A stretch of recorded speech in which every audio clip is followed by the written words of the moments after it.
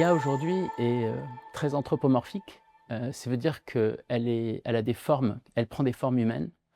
La particularité première qui est très apparente quand on lit les sorties, enfin les retours de l'IA, c'est qu'elle nous parle de façon personnelle. Elle emploie des termes qui sont des termes humains.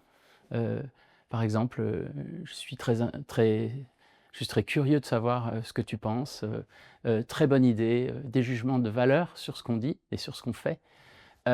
Et d'autre part, quand on utilise l'interface vocale, c'est-à-dire quand on parle à l'IA, la réponse est incroyablement humaine. On a l'impression que la personne est là, elle a des intonations émotionnelles, affectives, elle parle à la première personne, elle se dit avoir des états d'esprit ou des sentiments. Or tout cela est une illusion puisque, c'est une machine. On parle à un système, à un ordinateur, un programme, et un programme n'a pas de capacité, éthique, enfin, émotionnelle, affective, il y a pas de pensée derrière. Donc c'est une usurpation en fait de son statut.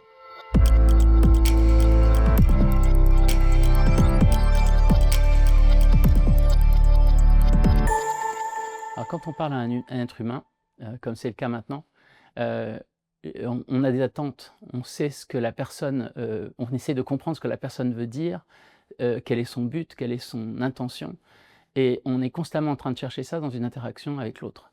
C'est très important de savoir où l'autre veut parvenir, et c'est très important de savoir où on veut aller parce qu'il y a un but commun dans l'échange humain-humain.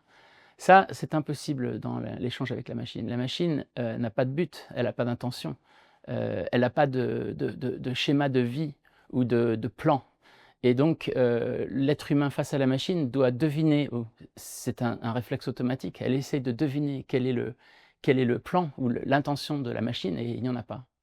Donc ça, c'est le problème de cette illusion est très fort, et il mène à un échec. C'est-à-dire qu'en fait, il contribue à l'anthropomorphisation puisqu'on est obligé de penser qu'il y a un réflexe, une espèce de but de vie derrière la machine. Or c'est impossible.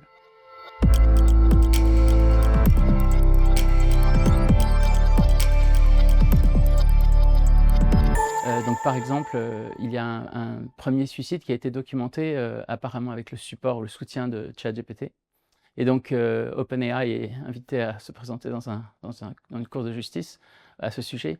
Et en fait, ce qui est assez inquiétant, c'est qu'il n'y en ait qu'un, parce qu'il est certain qu'il y a eu beaucoup d'autres cas de suicide, mais qui n'ont pas été détectés ou qui n'ont pas les données documentaires nécessaires pour adresser le cas.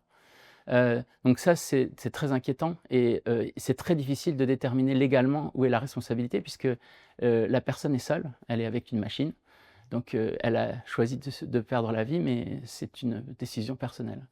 Alors le problème qu'on a, c'est qu'en fait, dans tous les cas, la machine est prise, enfin est considérée indépendante, et donc, est-ce qu'on laisserait un enfant, par exemple, conduire, piloter un avion sur la base de ses connaissances en jeux vidéo? Ou bien est-ce qu'on laisserait quelqu'un conduire sans permis?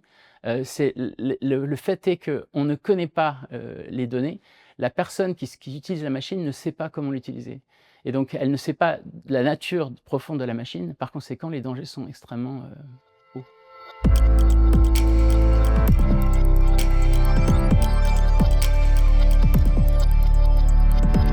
Alors, je pense que les risques sont très réels et très conséquents, parce que le problème, c'est qu'on est déjà dans une situation où des gens, croient que, l'IA a des capacités, d'ordre mental ou, de pensée, parce que l'illusion anthropomorphique est très forte, et elle ne va faire que se renforcer.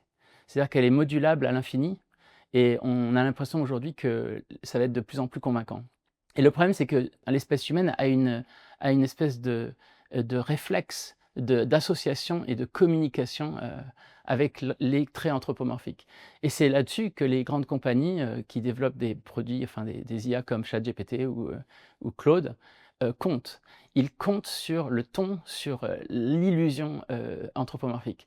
Et quel est le problème? Le problème, c'est que graduellement, on va perdre notre capacité de tracer les limites, de rester du côté de l'humain face à la machine. La limite devient floue, et à partir de ce moment-là, c'est très difficile de savoir comment on va pouvoir se tenir à notre place. Et je pense que presque tout le monde est menacé. Alors les excès, On peut se marier avec ChatGPT, on peut mourir avec ChatGPT, on peut même converser après notre mort, hein, puisque maintenant il y a des services où on télécharge toutes les données ancestrales de quelqu'un et puis on crée un chatbot qui va en fait répondre à sa place. Donc on a l'impression que la personne est encore là après qu'elle soit partie. Donc vive l'éternité pour nous tous.